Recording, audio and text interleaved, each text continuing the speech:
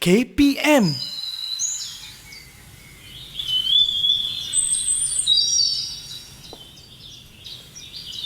I wandered lonely as a cloud that floats high over vales and hills, when all at once I saw a crowd, a host of golden daffodils, besides the lake, beneath the trees, fluttering and dancing in the breeze.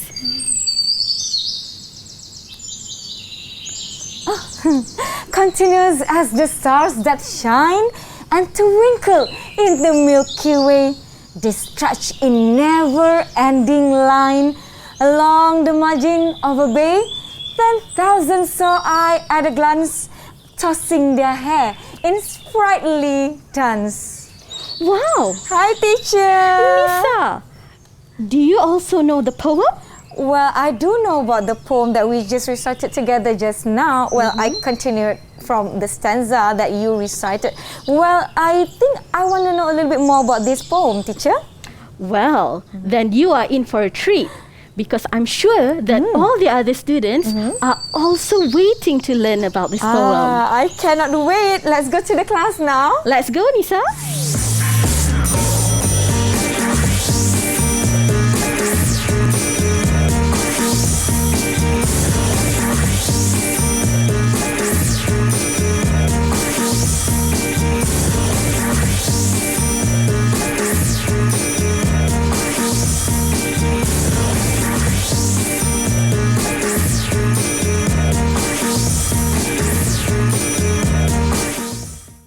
Assalamualaikum. Hi everybody. You are watching Didik TV KPM. My name is Nisa K and I will be with you guys for this precious hour. But before that, with the ease of restrictions nowadays, I hope we do not take things lightly. We must always follow and abide the rules.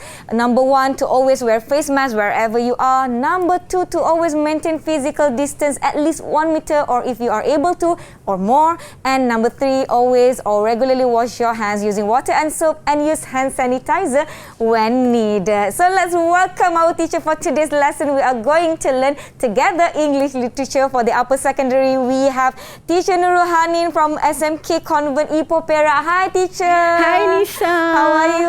I'm fine. Thank you very much. I'm so excited for today's lesson because we're going to learn one of my favorite subjects, which is English literature. And what will be our topic for today? So today we are going to learn about daffodils. Daffodils? Are we Yes. going to the flower farm? No, we're going to go into the poetry form written by William Woodsworth. So exciting. But before that, I am not alone here, teacher. Yes. I have friends also from SMK Convent Ipoh. So let's welcome our pupils from SMK Convent Ipoh. Hi, everybody. Hello.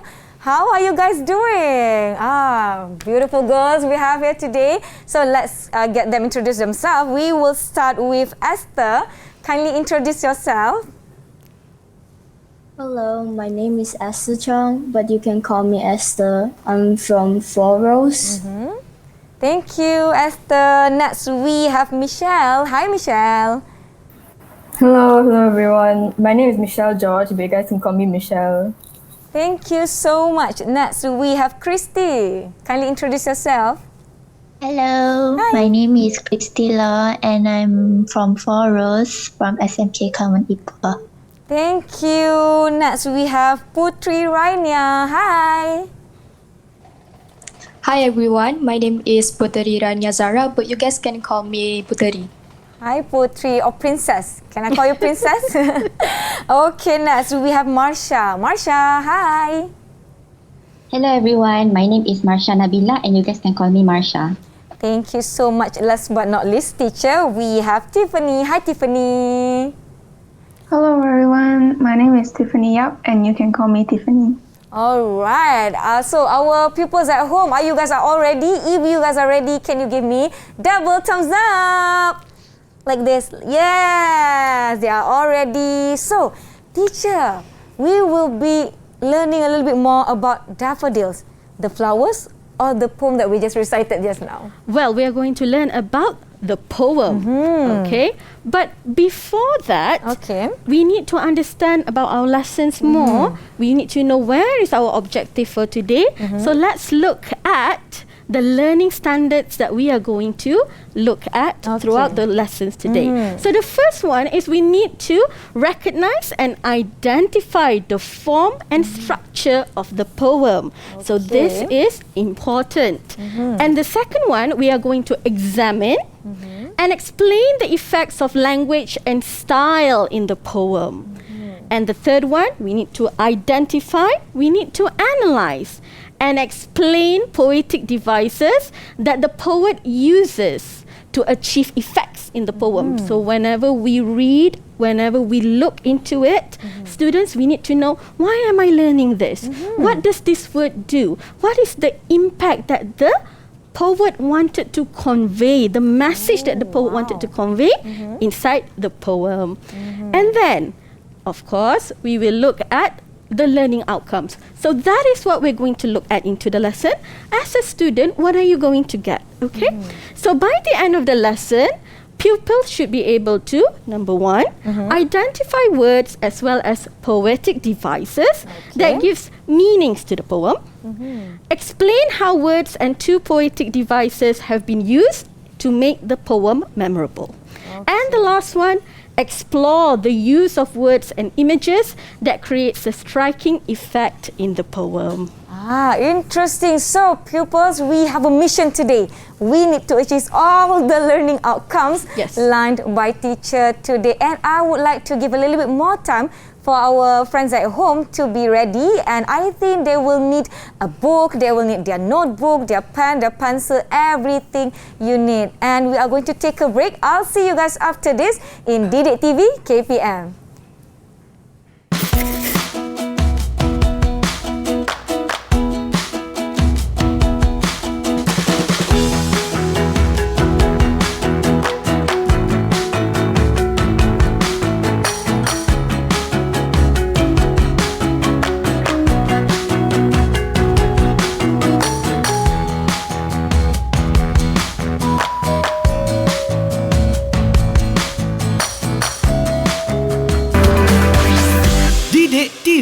KPM. Didik TV KPM. Welcome back, friends, to Didik TV KPM. For the upper secondary slot, we are going to learn English literature, and our topic for today is the poem Daffodils. So interesting. Our friends here from SMK Convent Ipoh, they are all ready. Teacher Hanin, are you ready? I'm ready, Nisa. Definitely, I'm ready. But before that, I would like to invite you to sanitize your hand, and we are going to do it together. Yes. As I have a pocket-sized sanitizer here with me. So it's very convenient to bring a pocket size nowadays. And our friends at home, they are all ready with their pens, pencils and notes. Let's proceed. Teacher Hanin, over to you. Thank you, Nisa. Okay, so students, we are going to learn about a poem called Daffodils by Wordsworth. Now, this poem is one of the 10 poems that we need to learn inside our textbook, Poems Then and Now. Okay, so before we proceed, let's look at this daffodils. Now, as you can see, this is the flower, daffodils. It's not a common flower in Malaysia. It is much a very common flower in Europe. Yes. It is the national flower of Wales. And you can find it in the northern hemisphere. Therefore, it is the characteristic of the flower is the golden hue of the petals. All right, now let's look at this. So, before I go on furthermore, Nisa, let's look at what will we learn today. So, the first one, we're going to look at the background of the whole text. We're looking at the background of the poet. We're looking at the background of the poem itself, because we need to understand the poet too, because we need to understand what he has gone through, what kind of experience that he has gone through, in the sense that was it a tragedy, was it happiness. And this is important because whatever goes through in your life, that becomes the muse, the inspiration of writers to write. Then we will go to our poem. And here we are going to analyze the poem one by one. And then after that, we're going to go into the third one, which is the exercise. Right. So, are you ready, Nisa? I'm so ready. Okay, let's go. So first of all, let's find out more about the writer, the poet himself. So his name is William Wordsworth, and he was born on the 7th April 1770. And he died on the 23rd April 1850, a long time ago. And this is what has happened to him. Okay, so there is the man himself. So what do we need to know more about this man? First of all, he was orphaned at the age of 15. Then he was the second of 5 children, but he was left to live with different relatives. So can you imagine, Nisa? It must be very sad for him. Yes, you've lost your parents and then you have to be separated from your siblings. So there is an element of alone and loneliness there. And then he married. Wonderful. That is such a happy reunion. He had 5 children, but tragedy strikes. 2 of his children died young. No. So again, the mourning feeling inside of him. And then the last one, his younger sister, Dorothy Wordsworth, who herself is a renowned poet. But she suffered from mental illness. So as you can see, tragedy upon tragedy upon tragedy happened to him. Yes. So once we understand this, as students, you can put yourself inside his shoe. How does he feel? And this is important because we need to have empathy when we read the poem. And then, let's go into the poem itself. So the poem is called Daffodils and it's written in 1807. So this is a 214 years old poem. And then, we need to understand what is the inspiration behind it. So the inspiration behind the poem Daffodils is that it was inspired by a walk that he took with his sister Dorothy around Glencorn Bay, which is in Ullswater in the Lake District. So that's why you find elements of water later in the poem. It consists of 4 stanzas of 6 lines, which in literature we call it as the sestet. Of iambic tetrameter. So iambic goes, it is the flow, the pronunciation of low and high. And then tetrameter is based on the rhythm of the meter.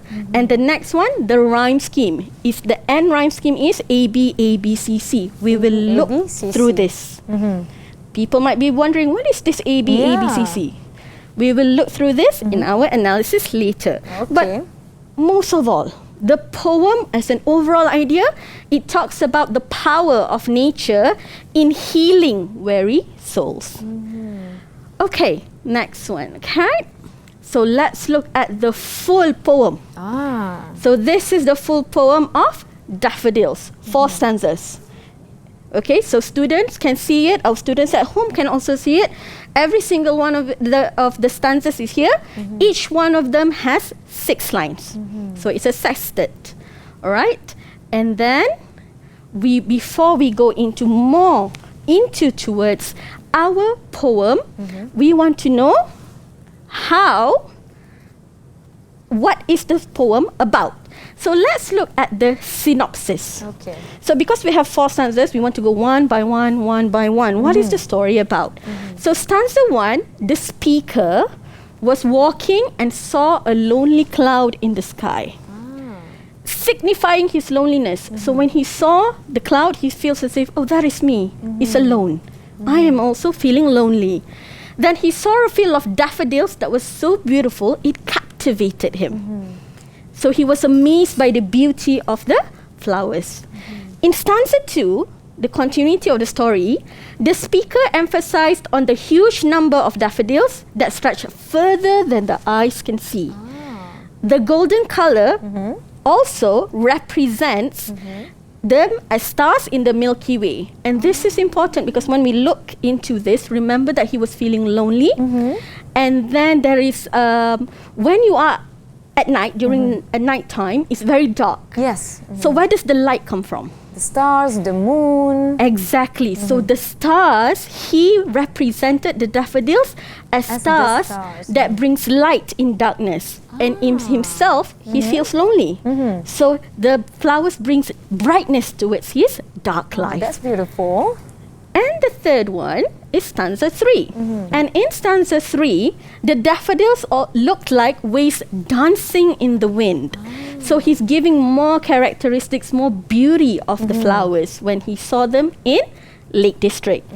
And then, how did he feel? That weariness, that loneliness was replaced by joy and happiness when he was accompanied by these beautiful flowers. And the last stanza, which is the ending of the story, the closure of the whole story. So he feels, here he's talking about the effect of seeing the daffodils lived on within the speaker. So it's not just when he was in Lake District, surrounded by the beautiful golden flowers, but it was also when he has returned home. That feeling stayed with him.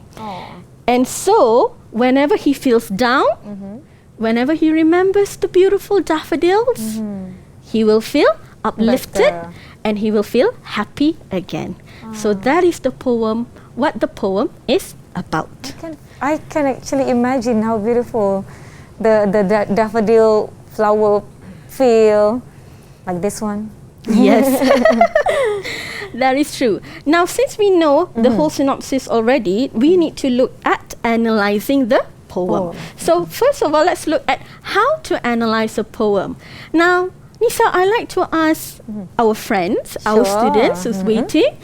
Christy, how do we analyze a poem? Christy? Teacher, I think one of the important elements that we need to look at is poetic devices. For example, metaphor, personification, and also hyperbole. Fantastic. That is a 5-star answer there. Well done, Christy. Yes, it is. One of the elements that we have to look at is poetic devices. Can I have one more, Tiffany? Sure, Tiffany. So another important element to look at is form and structure, such as lines, stanzas, and rhymes. Form and structure. Very good. Exactly. Another 5-star answer there. So now let's look at how to analyze a poem. We're going to recap back what they have said. So the first one is on form and structure. So we're going to look at lines of the poem. Inside the poem, the stanza and the end rhyme. A, B, A, B, C, C. This is the mysterious thing about A, B, A, B, C, C. What is this about? Then we're going to look at the poetic devices, right? The metaphor, the simile, the personification, the hyperbole, and the alliteration. And then next one, we have the language, which is the types of diction used in the poem. And the last one is on theme, which is the overall idea or the overall message that is trying to be conveyed inside the poem. All right. So, are you ready? Pupils, are you ready? Students, are you ready? If you're ready, give me double thumbs up. Okay. So let's start. Let's analyze the poem. Okay, so this is the first stanza. Now the first stanza, if you look at this is what we mean by A, B, A, B, C, C. So I wandered lonely as a cloud that floats on high over vales and hills. When all at once I saw a crowd, a host of golden daffodils. Besides the lake, beneath the trees, fluttering and dancing in the breeze. So you can see that this is the A, B, A, B, C, C pattern. What does it mean by A, B, A, B? The and sound. So this is cloud. So the next sound is hills. It's a different pattern, so it becomes a B. Crowd has the same sound as cloud. So it becomes an A pattern. Then you have the dills, daffodils. It has the same pattern as the second line. And then we have the ending of trees. And the last one, breeze. Breeze. So it has the same pattern. So this is AB, AB, C. And we want to see whether this is continuous throughout the whole 4 stanza. Okay, now that we looked at this, let's look at the poetic devices. Okay. So here we have simile. Now, before I go on with the simile, sorry, may I ask, Nisa? Yes. I'd like to ask one of our friends on stage. Sure. Okay, Masha, what is a simile? Yes, teacher. Okay. Simile is a comparison between two usually unrelated things by using the word like or as. Fantastic. You compare things, unrelated things, using the word like or as. So here we still have the word as. I wandered lonely as cloud. I am as a cloud, but you compare it using the word as. So he compares. What does this mean? So what it means is he is comparing his feeling of loneliness to the cloud aiming aimlessly. So that is why he uses a simile. This is one of the poetic devices found. And another one is personification. So personification. Maybe I can have Putri. Putri? Yes, teacher. Okay, so what is personification? Personification means it is to give human qualities to non-humans to describe their actions and characteristics. Fantastic. Qualities to non-human. Yes, to non-human things. Another 5-star. Fantastic, darling. Excellent. So that is a personification. We're giving human qualities to non-human qualities. And this can be seen when Wordsworth write a host of golden daffodils. Because the word host is related to human beings. As a host. Yes. So you are the one who's leading. So this is a human occupation in a way, okay? Next one is the word fluttering. Because fluttering is a movement. Daffodils are, in reality, scientifically stagnant. It's just sitting there planted on the ground. But here, because of its movement, it looks as if it's fluttering. And then you have dancing in the breeze. So flowers, because of its beautiful movements, according to the rhythm of the wind, therefore it is dancing in the breeze. Okay. Teacher Hanin, we can see that all of our friends here, they have done a very good job answering questions, and I believe our friends at home, they're all answering the answers correctly. But before that, let's take a break. I'll see you guys after this in Didik TV KPM.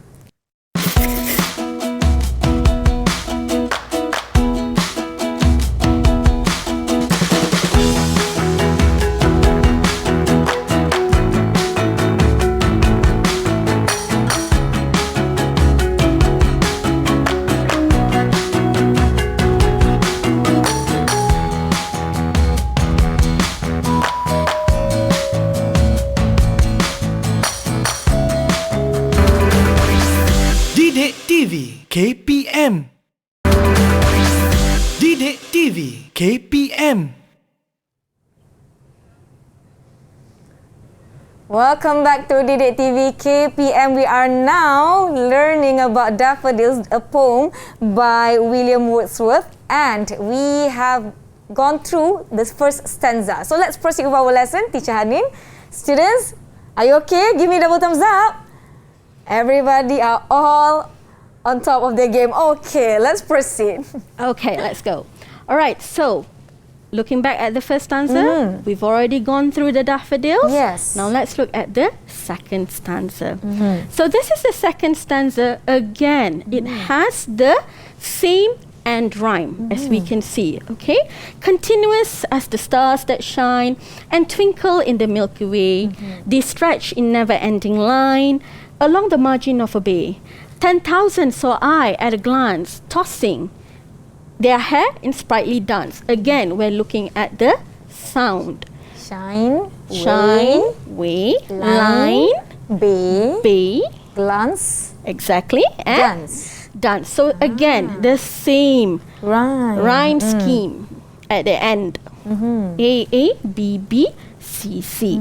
Okay, now, when we look at that, we also want to look at again the poetic devices, because the bread and butter of poetry is the poetic devices. So here we're looking at simile again, and here we see the words continuous as the stars. Now the word continuous is actually relating, because this is already stanza 2, so the subject is from stanza 1, so we're talking about the daffodils. So this is an omit subject here. So the daffodils continuous as the stars. So we still consider this as a simile. And of course, because of the word as. So the daffodils are compared to the stars, like I've mentioned before, because of the golden color. Right? And then we're looking at the personification. Now, before I go into the personification, let's look at this again. This is very much related to the Milky Way. Okay, so the darkness in his life, that is shined by the daffodils. Okay, next one, we're going to look at the personification, tossing their hair in sprightly dance. Because when you're moving the bulbs, it's like the petals are moving, so it's tossing their hair in sprightly dance. And then we will have the hyperbole. Now, hyperbole, this is a very new thing. Okay, can I have one of the students to tell me what is a hyperbole? Esther? Esther? Yes, teacher. Hyperbole is when we use exaggerating words or phrases to describe something. Exactly. Very good. Thank you so much, Esther. Thank you, Esther. Exaggerating. Yes, so it's an exaggerating opinion. And this is an exaggeration. 10,000 saw I. Okay? So pretty much he's here saying that 10,000 saw I at a glance. What is this trying to say? This is trying to say that there is so much of those flowers surrounding him. It's not exactly 10,000. He's not going to count every single one of them, but it's just an expression. Okay, so that is what we call a hyperbole. To indicate that many flowers. Yes, exactly. So this is also what it looks like, pretty much like the Milky Way, how the sun, the stars shine in the galaxy. Now, let's go through the third stanza. Stanza 3. So again, third stanza, we've done this exercise before, right? The end rhyme, A, B, B, C, C. So we're looking at the end of each line. The waves beside them dance, but they outdid the sparkling waves in glee. A poet could not but be gay in such a jocund company. I gazed and gazed, but little thought what wealth the show to me has brought. So you have the word they, glee, gay, company, thought, and brought. Okay. So, again, simile. Okay, personification here. Alright. Here we're looking at the waves besides them dance. So this is giving the waves a dancing characteristic. And then outdid the sparkling waves in glee, which means they outdid the sparkling waves, pretty much the waves, but in a feeling of glee. So this is giving human characteristic because, as you know, flowers cannot feel. Yes. But here we're giving that beautiful feeling of human emotions as if they are being happy during that time. Okay. And then in stanza 3, this is a new thing, diction. We're looking at the words gay. We're looking at the words jocund. We're looking at the words wealth.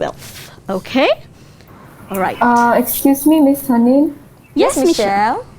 Yeah, I have a question. What does diction mean? Very good. What does diction means? Because it's a relatively new term for students, okay? Diction is a simple term. It means words, choices of words. So we want to know, when we analyze a poem, why did he choose this kind of words to express himself? There must be a reason. Remember, a writer, a poet, a playwright never writes words lackadaisically, just write it just like that without any purpose. So we want to see what is the purpose for this. So here we means, okay, these are some words that maybe students are not familiar with. So the word gay means the traditional old word means happy. Yep. Next one is jocund, which means cheerful, light-hearted. So it's a jocund company, cheerful, light-hearted company. And wealth here does not mean money. Money. Not that. Okay, not that one. But here it means, remember, happiness. The emotions. Emotions. Rich in happiness, rich in emotions. Because remember, you need to feel satisfied with life, and happiness gives that. And then, so this is how it looks like in stanza 3 when the speaker was surrounded with in the field where he was gazing very longingly. Yeah, he imagine there's 10,000 daffodils there. Yes. And the last one. Now this is stanza 4, which means the end. So, Teacher, yes? I can see that the highlighted words or letters is quite a little bit different from what we have learned for the past 3 stanzas. Exactly, because everybody knows technically the same rhyme is going to be there. Okay, so this is actually a little bit of exercise for you to see why I didn't highlight it, because we know by now to look at the and pattern. For off, when on my couch I lie, in vacant or in pensive mood, they flash upon that inward eye, which is the bliss of solitude. And then my heart with pleasure fills and dances with the daffodils. So again, and rhyme, lie, mood, eye, solitude, feels, and daffodils. Exactly. So it's the same sound. A, B, C, C. Yeah, A, B, C, C. Okay.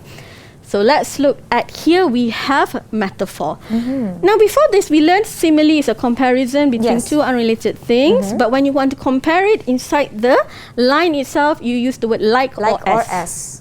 So what is a metaphor? It's similar but without like or as. So that's why it says inward eye. We can't find the word like or as. But inward eye is a comparison to something. And here it means it's a comparison to the context of memory. Why? Because in stanza 4, the speaker is no longer in Lake District. He's at home. He's gone back home. He's gone back home. So this is recalling what happened during that time. Okay, so what happened during that amazing vacation that I had in Lake District? So this is recalling back into it using his memory. And then you have, this is the one, alliteration. Alliteration. Alliteration is the repetition of the consonant sound. So here we see S. The sound of S, pensive, bliss, solitude, pleasure feels. The sound is light and springy. Okay, and then you have the D sound. But here the D sound is pretty much emphasizing dances, daffodils. But it's not a very robust sound. So here, when you are analyzing students, you have to see the sound is light, therefore the mood is light. And when the mood is light, we want to relate it back what happens here. Here he is feeling happiness again. So relate it back to the way that Woodsworth uses his technique of alliteration is to bring back the readers towards this feeling of light feeling. Even though we are not there anymore. Even though we're not there anymore. Exactly. Right. And then you have diction. Okay. Here, this is a very a very different kind of words that is used. We have vacant, we have pensive, we have bliss, we have pleasure. Vacant means empty, pensive means reflecting deep or serious thought. Okay? So it's a bit of a negative thing. But then we have bliss, great joy, and the pleasure, which means happy satisfaction. Okay. All right. So we have gone through some of the poetic devices where we learn about simile, personification, we have hyperbole, and diction, metaphor, and alliteration. So do you guys have any question? Anyone wants to ask anything? Okay, Christy. We have. Yes, Christy. So teacher, as you said, that Wordsworth uses positive and also negative words in stanza 4. Like for example, he uses the word pensive, vacant and also solitude and pleasure. So why did Wordsworth uses that word? Thank you so much, Christy, for the question. We can see that the words represents two different type of mood or feelings. Yes, exactly. Very good. Yes, and Christy, very well done for noticing that. Okay, the negative feeling is because if we relate it back to the beginning of stanza 1, okay? So when you are actually analyzing this poem and even when you're writing your analysis in your SPM, this is what we're looking for. When students are able to relate that, at the very end, he's contrasting negative and positive words. So the negative words resembles the beginning of when he felt lonely. But then, at the end, pleasure feels and at the same time dances with the daffodils, so he has the feeling of pleasure. The positive words comes back. He's satisfied. Yes, so what he's also emphasizing here is the power of the daffodils, That's of interesting. healing his loneliness. We always use nature to heal ourselves. We can see the trend now when we are now able to go outside, we go to the nature. Yes. We go to the beaches, we go to the farm, we go to the flower fields and so many other places. Exactly. So, before this, just for the next one, okay, so we've already analyzed everything, right? So here, this is the last stanza. So he's contemplating with his memories. Okay, so this is at home, yeah? So we can see the different settings there. Yes. Stanza 1, 2, 3. He's no longer at the Daffodils Lake District. Yes, he's no longer at Lake District. And the final one, he's at home. All right. So, next one. Before we go into this, I like to talk about, when we have learned all of this poem, we are going to look at the overall theme. Before we go to the overall theme that will be shared by teacher Hanin, after this, let's take a break, everybody. Promise me you won't go anywhere. I'll see you guys after this in Didik TV KPM.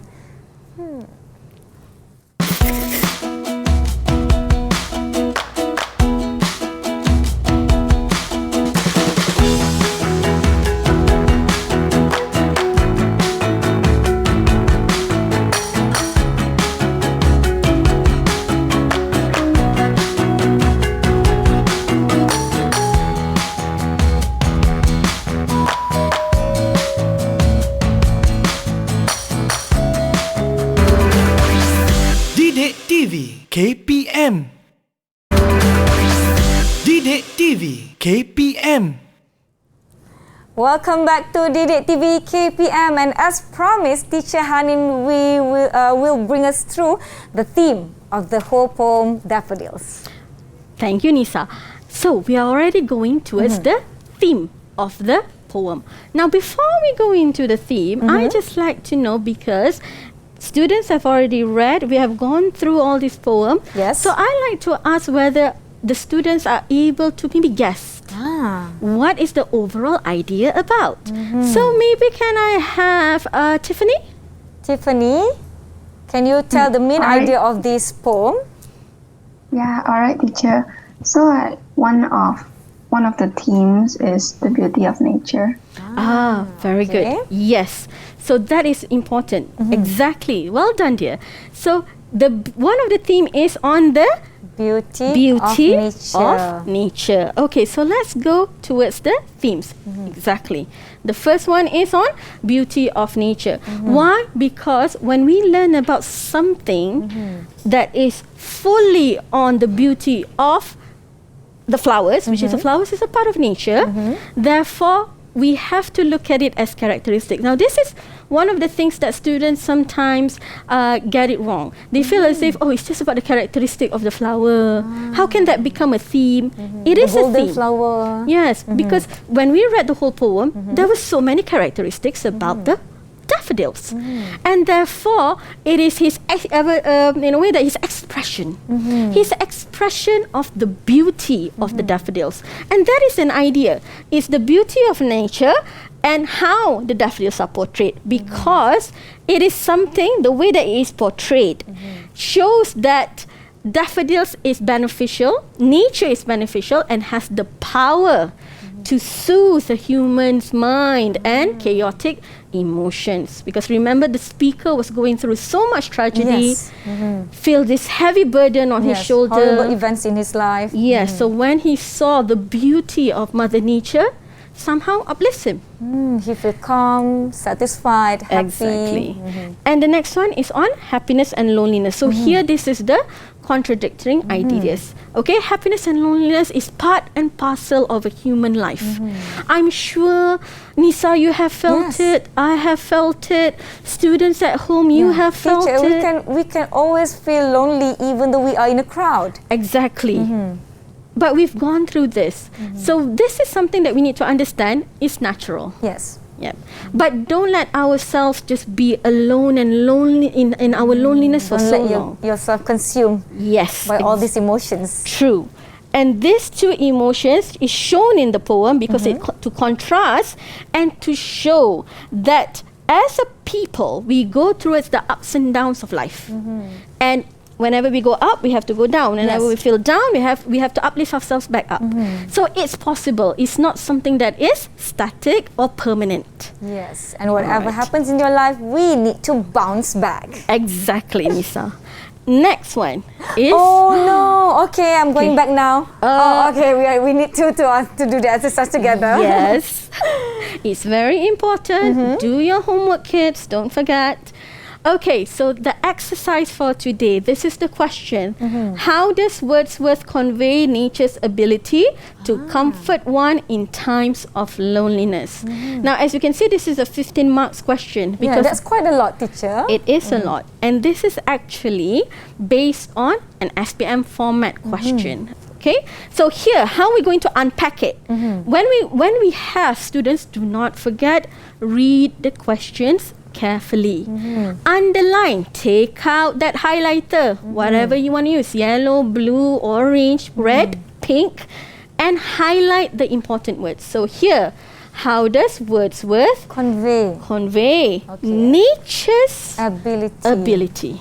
Okay, to comfort one in times of loneliness. So this is something that we have to look at. Maybe we can give around 30 seconds to the students for a few seconds. Definitely we can. All right. So I hope you guys are already with the answer. How does Wordsworth convey nature's ability to comfort one in times of loneliness? If you ask me, do you want to ask me? Yes. If you I was just about to ask you. Okay, how nature comfort? If I feeling lonely, I think it's just very soothing. The feelings that we can feel from the Daffodils, the poem itself, it's very soothing when I go to the beach or I go to the river. Just listen to the sound of the nature. It will uplift the feeling. I will feel very calm and I'm ready for tomorrow. Like that. Exactly. That is very important. Yes. Whenever we feel down, sometimes I just watch even the clouds going out. Just open the window and look at the sky. The blue sky, everything around us. Okay, I think we have given them enough time to answer. And who would like to answer? Do you want to call? So maybe we can have Michelle. Okay, Michelle, we would like to hear your answer on this question. Okay, so the way I assume is that the poet talks about how the daffodils sparkle beside the water. So we can assume that the beauty of the daffodils reflected on the water really outshines all of the natural elements. And it makes the poet feel happy and amazed by the beauty of the daffodils. Okay. Thank you so much, Michelle. How do you score the answer? Yes. What she is referring to, I think, is at stanza 3. All right. Now that is a very good point. The fact that when we look at the stanza 3, where they were sitting at, maybe let's look at stanza 3. We have it here, I think. Yes. So she was referring to the waves beside them. Okay. Dance and outdid the sparkling waves in glee. So this is a very important thing because it talks about the reflection of the daffodils beside the river. However, the daffodils was out sparkling the beautiful river. So here he is actually amplifying on the power of the flower itself. All right? Compared to the river. Yes. And how it heals him. So this is actually a good point. But do not forget, when you're writing in your essay, always refer to the evidence. Don't forget to put the evidence inside the You have to essay. justify the answer. Yes. Okay. I believe we have a lot of fun learning about daffodils, but we are now at the end of our class, Teacher Hanin.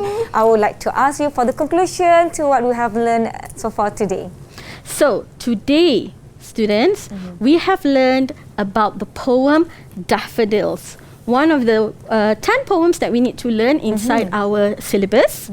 And this daffodil is just a very simple poem of 4 stanzas, 6 lines by Woodsworth on the power of nature in healing weary souls. Okay, thank you so much, Teacher Nurul Hanin. Thank you once again, Teacher Nurul Hanin, Ketua Panitia Kesusasteraan Inggeris from SMK Convent Ipoh Perak, and thank you so much, pupils from SMK Convent Ipoh. Teacher, our friends at home might need a little bit more of exercises, maybe learning materials. Where can they get this?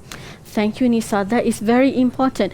Okay, to everybody out there, to the students, to the teachers, my fellow teachers, please do not forget to look at and browse through Sumberku at the KPM portal. Okay, don't forget to go to the link appear on your TV screen. Once again, thank you so much, Teacher Hanin. Thank you so much, fellow pupils from SMK Convent Ipoh, and thank you for those who are watching us at home. We are going to end this episode with a special recitation from Teacher Hanin of Daffodils. I'll see you guys very, very soon. Bye.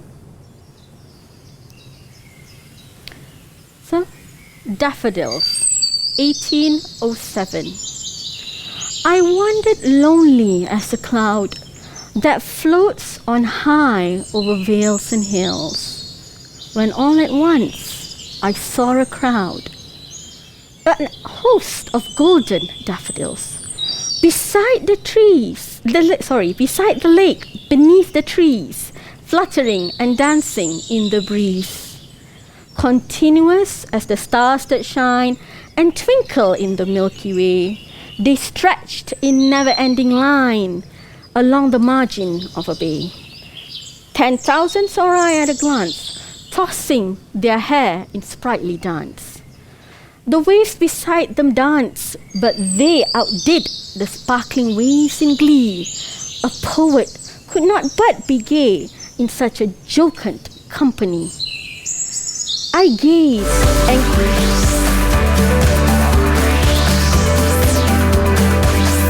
Didik TV KPM